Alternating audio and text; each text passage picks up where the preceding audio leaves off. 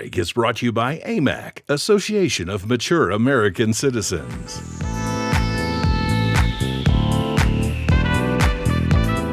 President Trump going to hold a press conference at 10 a.m. this morning. He calls himself no more Mr. Nice Guy when it comes to cleaning up Washington, D.C. We unveil the plans, or he does, here shortly. Welcome back, everybody, to American Sunrise. I'm David Brody. We have more now with Congressman Tim Burchett. First, though, we have to say that it is all sponsored by AMAC. The Association of Mature American Citizens is the conservative voice for Americans 50 and older. AMAC is fighting for the values that you hold dear. Join today. Together, we can write the course of America. Congressman Burchett, we appreciate you sticking around.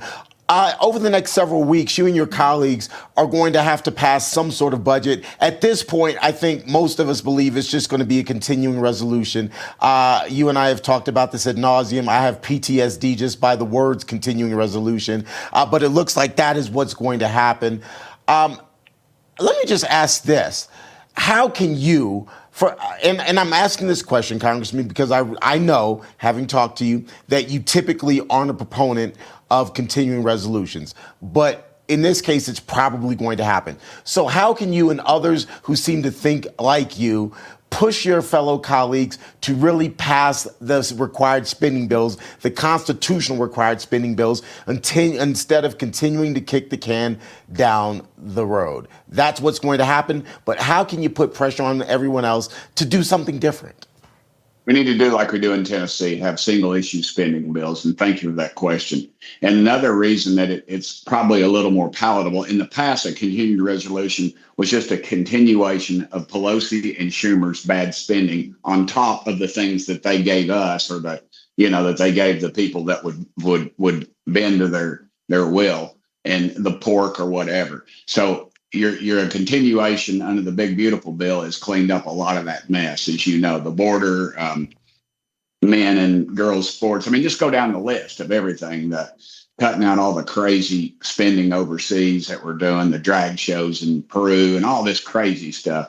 So a continuation would be actually a continuation of some of Trump and J.D. Vance's good policy decisions. So it's a little different, but you're right. We need to pass a budget. We haven't passed a budget in 30 years. It's not sexy. Nobody cares about it back home. Everybody's just worried you're going to close down the government. But let's be real about closing down the government. It causes some pain, but everybody gets compensated. Nobody can lose their home in government because they can't make their mortgage because they weren't paid. There's laws against all that. And unfortunately, Congress will still get paid. And Congressman, I'm sorry, but then why not just close down the government? Why not close down the government because it's the right thing to do to force everyone to pass the budget? Why not just do it? And I ask that question because I hear it from some of our viewers saying, shut the thing down until we get it done right. I can't agree with them more, and I've done that in the past. But I don't know if it accomplishes the same thing it has in the past. Let's look at what's going to be in that continued resolution. Let's make sure that it's the right thing. But I agree with you. I'm not a big fan of government. I say shut it all down. Let's get a budget. But I don't think the will's there of either party to pass a budget. You and I would want to. If my mama was here, she could balance it on the back of her checkbook. But as they used to in the old days, as I find them continuously stuck in places after she's long gone. But the reality is the will's not there in Congress. And I'm not at the financial table, and the big boys are. And we gotta start calling these people into account, and both parties. I'm with you. I'm frustrated complete with that whole situation. And I'll get up there and I'll be on the steps and I'll say the same stuff every dadgum time until we get what we need. And then when we get what we need, then we take the deal. But if we don't have a deal this time, I would be with you on that. Just shut the whole dadgum thing down and start over. All right, Congressman, I appreciate the time, and I apologize. I promise those were actual questions, even though I probably put them into statements on a rant. I know typically how you see that we see eye to eye on those issues, and it's a little frustrating.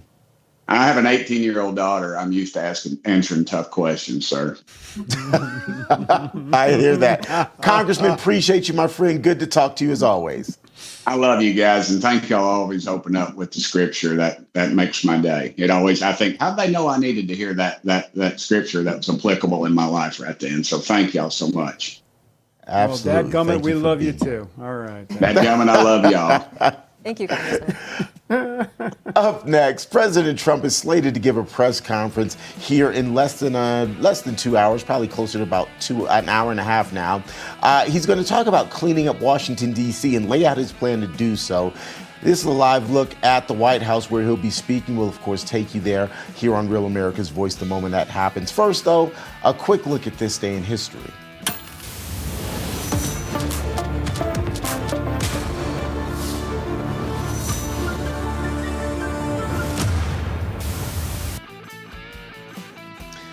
It was on this date in 2022 that U.S. Attorney General Merrick Garland personally approved the FBI search of President Trump's Mar-A-Lago home on the same day that a Washington Post source said the FBI search was for missing documents pertaining to nuclear weapons.